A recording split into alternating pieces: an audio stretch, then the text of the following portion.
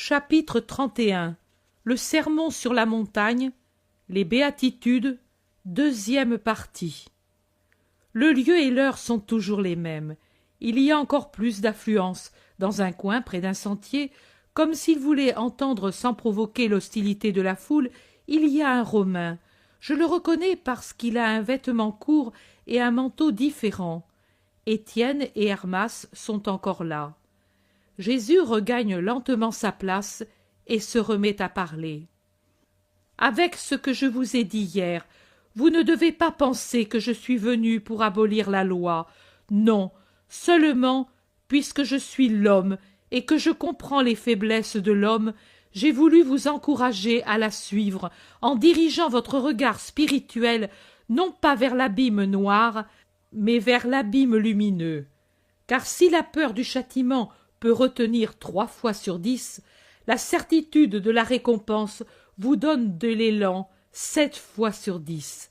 La confiance est donc plus efficace que la peur, et je veux que vous la possédiez pleine, assurée, pour pouvoir réaliser non pas 7 parts de bien sur 10, mais 10 parts sur 10, et conquérir cette très sainte récompense du ciel. Je ne change pas un iota de la loi. Et qui l'a donnée au milieu des foudres du Sinaï? Le Très-Haut. Qui est le Très-Haut? Le Dieu un et trin. D'où l'a-t-il tirée? De sa pensée. Comment l'a-t-il donnée? Par sa parole. Pourquoi l'a-t-il donnée? À cause de son amour. Vous voyez donc que la Trinité était présente, et le Verbe, obéissant comme toujours à la pensée et à l'amour, a parlé au nom de la pensée et au nom de l'amour. Pourrais-je me démentir moi-même? Non, je ne le pourrais pas. Mais je puis, parce que je puis tout, compléter la loi, la faire divinement complète, non pas telle que l'ont faite les hommes qui au cours des siècles l'ont faite, non pas complète, mais seulement indéchiffrable, inexécutable, en y superposant lois et règlements et lois tirés de leurs pensées en accord avec leurs intérêts, de manière à lapider et étouffer, à enterrer et rendre stérile la loi très sainte donnée par Dieu. Est-ce qu'une plante peut survivre si on la submerge continuellement sous des avalanches, des décombres, des inondations? Non, la plante meurt. La loi est morte dans beaucoup de cœurs, étouffée sous l'avalanche de trop de superstructures. Je suis venu les enlever toutes, et, la loi une fois sortie du tombeau, une fois ressuscitée, voici que j'en fais non plus une loi, mais une reine. Ce sont les reines qui promulguent les lois. Les lois sont l'œuvre des reines, mais elles ne sont pas plus que des reines. Moi, au contraire, je fais de la loi la reine, je la complète, je la couronne en mettant à son sommet le diadème des conseils évangéliques. D'abord, il y avait l'ordre. Maintenant, il y a plus que l'ordre. D'abord, il y avait l'indispensable.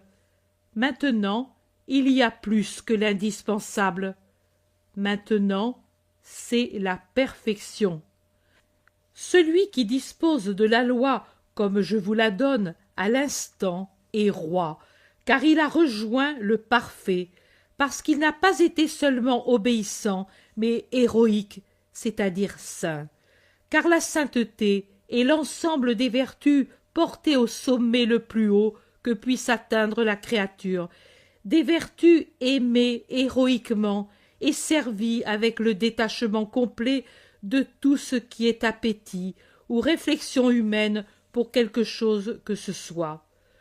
Je pourrais dire que le saint est celui auquel l'amour et le désir s'opposent à toute vue qui n'est pas Dieu. N'étant pas distrait par des vues inférieures, il a les yeux du cœur fixés sur la splendeur toute sainte qui est Dieu, et dans laquelle il voit, car tout est en Dieu, les frères qui s'agitent et tendent leurs mains suppliantes, et sans détacher ses yeux de Dieu, le saint s'épanche sur ses frères suppliants. Contre la chair, contre les richesses, contre le confort, il dresse son idéal, servir. Le saint, un être pauvre, un être amoindri? Non, il est arrivé à posséder la vraie sagesse et la vraie richesse. Il possède donc tout, et il ne sent pas la fatigue, car s'il est vrai qu'il ne cesse de produire, il est vrai aussi qu'il ne cesse de se nourrir. Car s'il est vrai qu'il comprend la douleur du monde, il est vrai aussi qu'il se nourrit de la joie du ciel. De Dieu lui vient sa nourriture. En Dieu, il a sa joie. C'est la créature qui a compris le sens de la vie.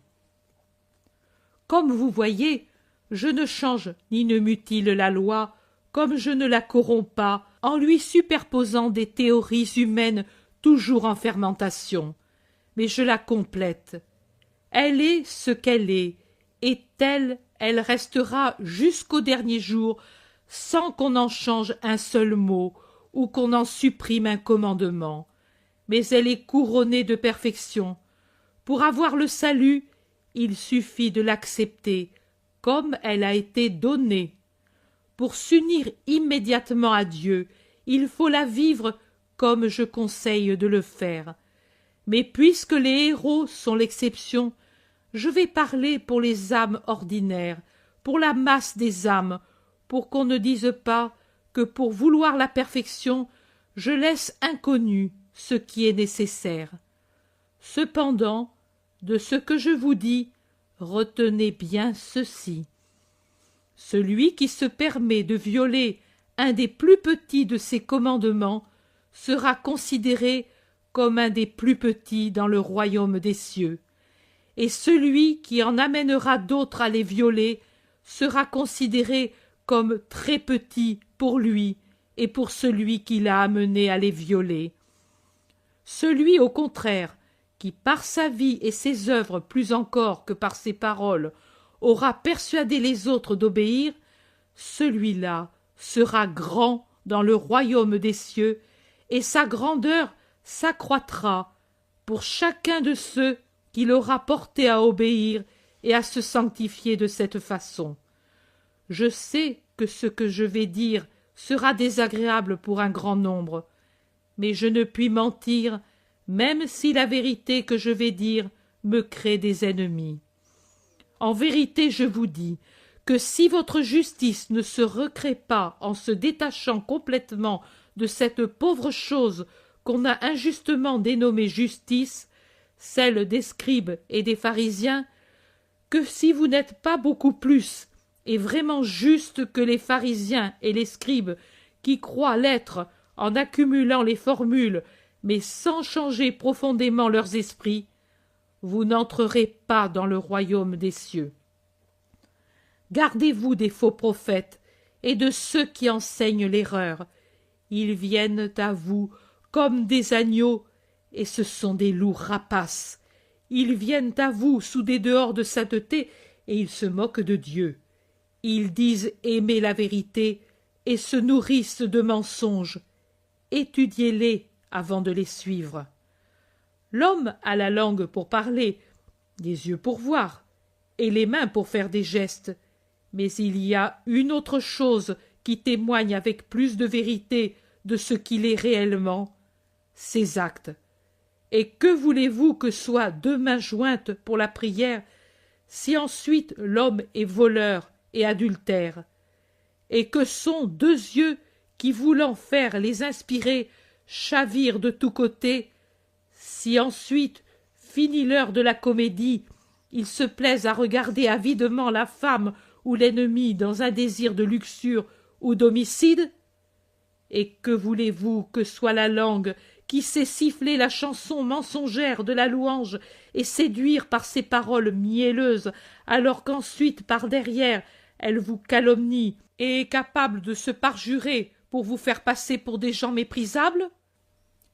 Qu'est la langue qui fait de longues oraisons hypocrites et s'en va tuer aussitôt la réputation du prochain ou séduire sa bonne foi? Elle est répugnante. Répugnants sont les yeux et les mains qui mentent, mais les actes de l'homme, les vrais actes, c'est-à-dire sa façon de se comporter en famille, dans le commerce, envers le prochain et les serviteurs, voilà ce qui témoigne. Celui-ci est un serviteur du Seigneur, car les actions saintes sont le fruit d'une religion vraie.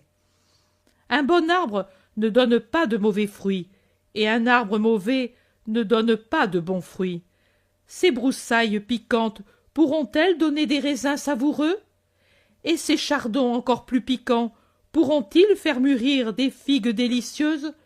Non, en vérité, vous ne cueillerez sur les premières que quelques mûres peu agréables, et ce sont des fruits immangeables que donneront ces fleurs épineuses tout en étant des fleurs.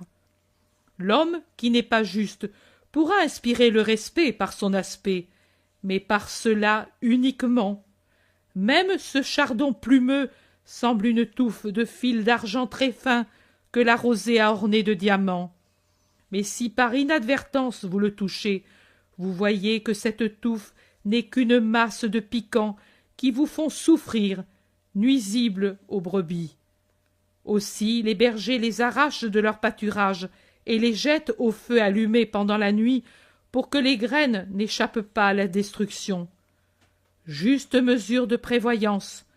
Moi, je ne vous dis pas « tuez les faux prophètes et les fidèles hypocrites ». Au contraire, je vous dis « laissez-en la charge à Dieu ».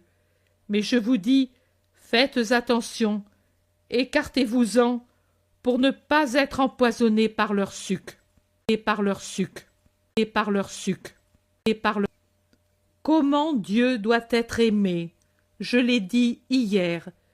J'insiste sur la façon dont on doit aimer le prochain. Autrefois on disait « tu aimeras ton ami et tu